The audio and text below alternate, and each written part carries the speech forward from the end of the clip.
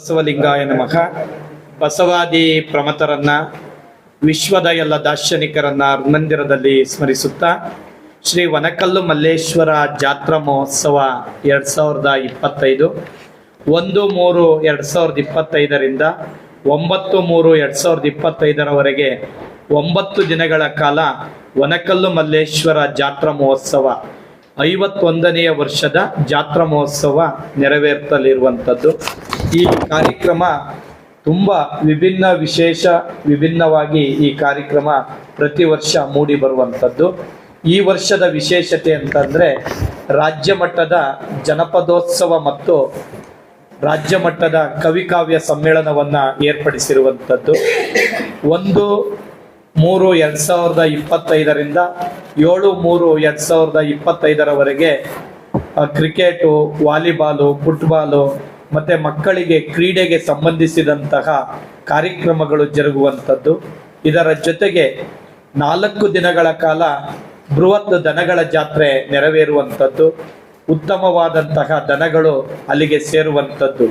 ಕನ್ನಡ ನಾಡಿನ ತಳಿಗಳಾಗಿರುವಂತಹ ಅಮೃತ ಮಾಲ್ ಮತ್ತು ಹಳ್ಳಿಕಾರು ಹೆಚ್ಚಿನ ಸಂಖ್ಯೆಯಲ್ಲಿ ದನಗಳು ಸೇರುವಂಥದ್ದು. ಈ ಕಾರ್ಯಕ್ರಮದಲ್ಲಿ ಎಲ್ಲ ರೈತಾಪಿ ವರ್ಗದವರು ಭಾಗವಹಿಸಬೇಕಾಗಿರುವಂಥದ್ದು. ಇದರ ಜೊತೆಗೆ ರೈತರ ಸಮಾವೇಶವೂ ಸಹ ಜರುಗಲಿರುವಂಥದ್ದು.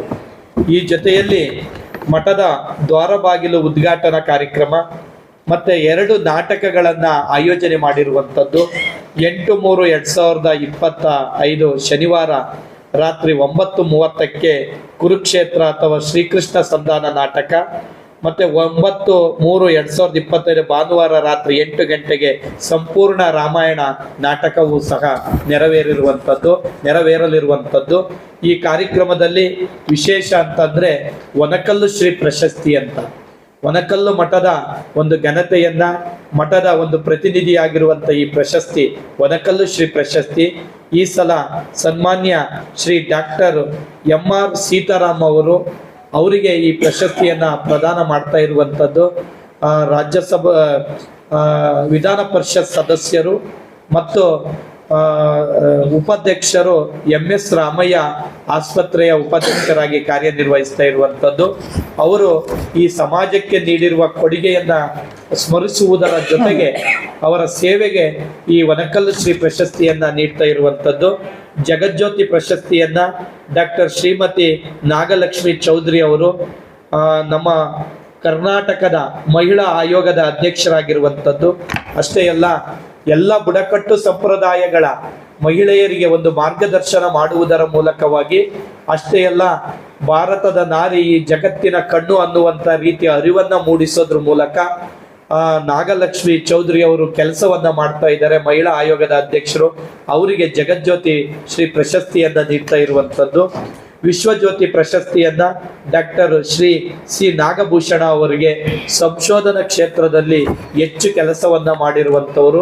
ಬೆಂಗಳೂರು ವಿಶ್ವವಿದ್ಯಾನಿಲಯದ ಕನ್ನಡ ಅಧ್ಯಯನ ಪೀಠದಲ್ಲಿ ಕೆಲಸವನ್ನ ಮಾಡ್ತಾ ಇರುವಂಥದ್ದು ಡೀನ್ ನಾಗಭೂಷಣ್ ಅವರು. ತುಂಬ ಸಂಶೋಧನಾ ಕ್ಷೇತ್ರಕ್ಕೆ ನಾವು ಅವರಿಗೆ ಪ್ರಶಸ್ತಿಯನ್ನ ನೀಡ್ತಾ ಇರುವಂಥದ್ದು. ಬಾಲಗಂಗಾಧರನಾಥ ನಿರ್ಮಲ ಜ್ಯೋತಿ ಪ್ರಶಸ್ತಿಯನ್ನ ಡಾಕ್ಟರ್ ಸಿ ನಂಜುಂಡಯ್ಯನವರಿಗೆ ಪ್ರಶಸ್ತಿಯನ್ನ ನೀಡ್ತಾ ಇರುವಂಥದ್ದು. ಕರ್ನಾಟಕ ಸಂಸ್ಕೃತ ವಿಶ್ವವಿದ್ಯಾನಿಲಯದ ಸಿಂಡಿಕೇಟ್ ಸದಸ್ಯರಾಗಿ ಕಾರ್ಯನಿರ್ವಹಿಸಿ, ಚುಂಚನಗಿರಿ ಮಠದಲ್ಲಿ ಪ್ರಾಂಶುಪಾಲರಾಗಿ ಕಾರ್ಯನಿರ್ವಹಿಸಿ 10 ಹಲವು ಶಿಕ್ಷಣಕ್ಕೆ ಹೆಚ್ಚು ಆದ್ಯತೆಯನ್ನ ಕೊಟ್ಟು ಅನೇಕ ವಿದ್ಯಾರ್ಥಿಗಳಿಗೆ ತನ್ನ ಬದುಕಿನ ದಾರಿದೀಪವಾಗುವಂತೆ, ತನ್ನ ಕಾಲ ಮೇಲೆ ನಿಲ್ಲುವಂತೆ ಮಾಡಿದಂತಹ ನಂಜುಂಡಯ್ಯನವರಿಗೆ ಈ ಪ್ರಶಸ್ತಿಯನ್ನ ನೀಡ್ತಾ ಇರುವಂಥದ್ದು. ರಜತ ಶಿವಕುಮಾರ್ ಅವರಿಗೆ ಶರಣಶ್ರೀ ಪ್ರಶಸ್ತಿಯನ್ನ, ಅವರು ಬಿಲ್ಡರ್ಸು, ಸಮಾಜ ಸೇವಕರು, ಅವರಿಗೆ ಈ ಪ್ರಶಸ್ತಿಯನ್ನ ನೀಡ್ತಾ ಇರುವಂಥದ್ದು. ಇದರ ಜೊತೆಗೆ ರಾಜ್ಯ ಮಟ್ಟದ ಅನೇಕ ವ್ಯಕ್ತಿಗಳು, ಕೇಂದ್ರ ಸಚಿವರಾಗಿರುವಂತಹ ವಿ ಸೋಮಣ್ಣನವರು, ರಾಜ್ಯ ಸಚಿವರಾಗಿರುವಂತಹ KN ರಾಜಣ್ಣನವರು, ಗೃಹ ಸಚಿವರಾಗಿರುವಂತಹ G ಪರಮೇಶ್ವರ್ ಅವರು, ಡೆಲ್ಲಿಯ ವಿಶೇಷ ಪ್ರತಿನಿಧಿಗಳಾಗಿರುವಂತಹ ಶಿರಾ ತಾಲೂಕಿನ ಶಾಸಕರಾಗಿರುವಂತಹ DV ಜಯಚಂದ್ರ ಅವರು ಮತ್ತು ಅನೇಕ ಜನಪ್ರತಿನಿಧಿಗಳು, ಶಾಸಕರು, ಸಂಸದರು, ರಾಜ್ಯಸಭಾ ಮೆಂಬರ್ ಆಗಿರುವಂತಹ K ನಾರಾಯಣರವರು, ಮತ್ತೆ ಲೋಕಸಭಾ ಸದಸ್ಯರಾಗಿರುವಂತಹ ಡಾಕ್ಟರ್ ಕೆ ಸುಧಾಕರ್ ಅವರು, ಮತ್ತೆ ರಾಜ್ಯ ಸರ್ಕಾರದ ಸಚಿವರಾಗಿರುವಂತಹ ಸುಧಾಕರ್ ಅವರು, ಮತ್ತು ಅನೇಕ ಶಾಸಕರುಗಳು, ಸಚಿವರವರು, ಮತ್ತು ಮಾಜಿ ಶಾಸಕರುಗಳು, ಮಾಜಿ ಸಚಿವರುಗಳು, ಮತ್ತು ಜಿಲ್ಲಾ ಪಂಚಾಯಿತಿ, ತಾಲೂಕ್ ಪಂಚಾಯಿತಿ, ಗ್ರಾಮ ಪಂಚಾಯಿತಿ ಅಧ್ಯಕ್ಷರು, ಉಪಾಧ್ಯಕ್ಷರು, ಸರ್ವ ಸದಸ್ಯರು, ಯಾವುದೇ ಜಾತಿ ಮತ ಪಂಥಗಳ ಭೇದವಿಲ್ಲದೆ ಸರ್ವ ಸಮುದಾಯದವರು ಈ ಕಾರ್ಯಕ್ರಮದಲ್ಲಿ ಭಾಗವಹಿಸುವಂಥದ್ದು. ನಾಡಿನ ಮಠಾಧೀಶರು, ರಾಜಕೀಯ ಮುತ್ಸದ್ದಿಗಳು ಮತ್ತು ಸಾಹಿತಿಗಳು, ಸಂಶೋಧಕರು, ರೈತಾಪಿ ವರ್ಗದವರು ಈ ಕಾರ್ಯಕ್ರಮದಲ್ಲಿ ಭಾಗವಹಿಸ್ತಾ ಇದ್ದಾರೆ. ತಾವೆಲ್ಲರೂ ಈ ಕಾರ್ಯಕ್ರಮಕ್ಕೆ ಬಂದು ತಮ್ಮ ತನು ಬನ ಧನವನ್ನ ಅರ್ಪಿಸುವುದರ ಮೂಲಕವಾಗಿ ಅಷ್ಟೇ ಅಲ್ಲ, ಈ ಕಾರ್ಯಕ್ರಮವನ್ನ ತಮ್ಮ ಕಾರ್ಯಕ್ರಮ, ತಮ್ಮ ಊರಿನ ಕಾರ್ಯಕ್ರಮ, ಈ ಜಾತ್ರೆಯಲ್ಲಿ ತಾವೆಲ್ಲರೂ ಪಾಲ್ಗೊಂಡು ಆ ಒನಕಲ್ಲು ಮಲ್ಲೇಶ್ವರ ಸ್ವಾಮಿಗೆ ಕೃಪೆಗೆ ಪಾತ್ರರಾಗಬೇಕು ಅಂತ ತಮ್ಮಲ್ಲಿ ಕೋರ್ಕೊಳ್ತಾ ಇದ್ದೀನಿ. ತಮ್ಮೆಲ್ಲರಿಗೂ ಶರಣಾರ್ಥಿ.